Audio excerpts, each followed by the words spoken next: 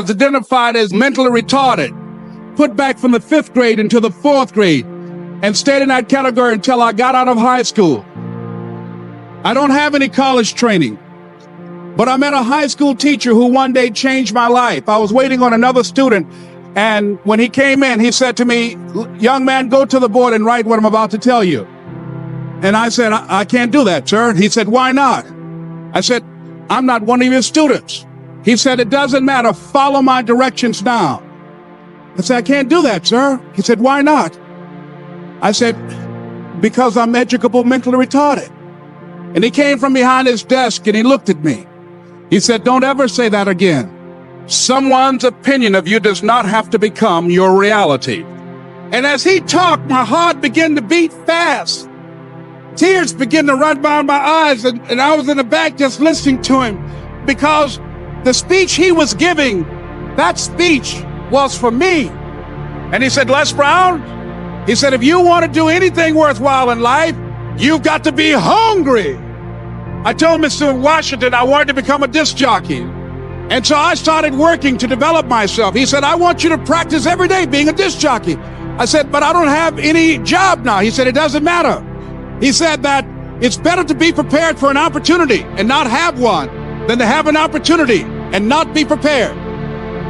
And as I was working to develop myself, I applied for a job as a disc jockey, WMBM on Miami Beach. I went to a guy named Milton Butterball. I said, "How you doing, Mr. Butterball? I'd like to get a job as a disc jockey." He looked at me, he said, "You have any broadcast background?" I said, "No, sir, I don't." "You have any journalism background?" I said, "No, sir, I don't."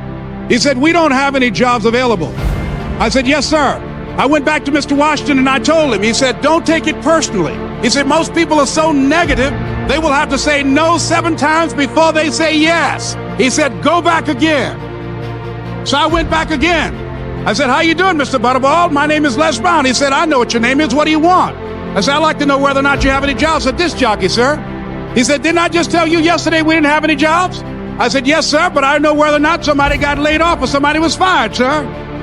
He said, "No one was laid off or fired. Now get on out of here." I came back the next day like I was seeing him for the first time. I said, "Hello, Mr. Butterball, how are you?" He looked at me with rage. He said, "Go get me some coffee." I said, "Yes, sir." And I went to get him some coffee. After a while, I would give their lunch and dinner, and I would go in the control rooms and take the disc jockeys their food, and I would not leave until they would ask me to leave. One Saturday afternoon, while I was at the radio station, a guy named Rock was drinking while he was on the air. I was the only one there, looking at him through the control room windows, walking back and forth, young, ready, and hungry. Pretty soon the phone rang, and it was the general manager.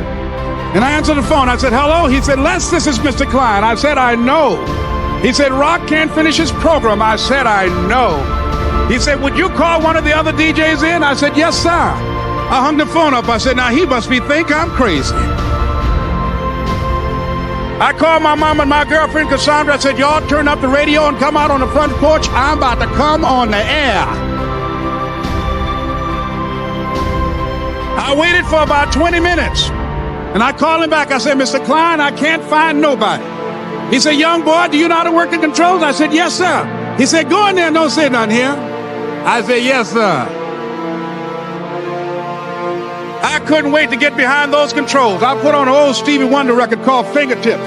I sat down behind that turntable. I said, "Look out, this is me, LB Triple P, Les Brown, your platter playing papa. There were none before me, and there will be none after me. Therefore, that makes me the one and only. Young and single and love to mingle, certified, bona fide, indubitably qualified to bring you satisfaction, a whole lot of action. Look out, baby, I'm your love man." I was hungry. I was hungry. You got to be hungry. Begin to know that you have greatness within you. And if just one of you here begin to envision yourselves as being blessed and highly favored to reach your goals, if just one of you capture the essence of what that means, that you have greatness within you and a responsibility to manifest that greatness, that you can make your parents proud, you can make your school proud, you can touch millions of people's lives, and the world will never be the same again because you came this way. It was hard, ladies and gentlemen, coming to speak to people. And I was facing financial difficulties in my own life. I was behind on my bills and my dreams, and I'm saying to them, you can live your dream. It was hard, ladies and gentlemen.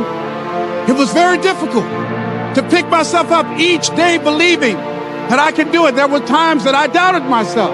I used to ask myself, can I do this? And something said within me, you're the one. Don't give up on your dream. By continuing to push forward, by continuing to run toward my dream, that one day I would have my own talk show. It's a long shot, ladies and gentlemen, from Liberty City, an abandoned building on a floor, never knowing my mother or father. It's a long shot. Being here with you today in this dome in Atlanta, it's a long shot. No college training, labeled educable, mentally retarded, but I kept running toward my dream. Don't stop. Don't stop running toward your dream.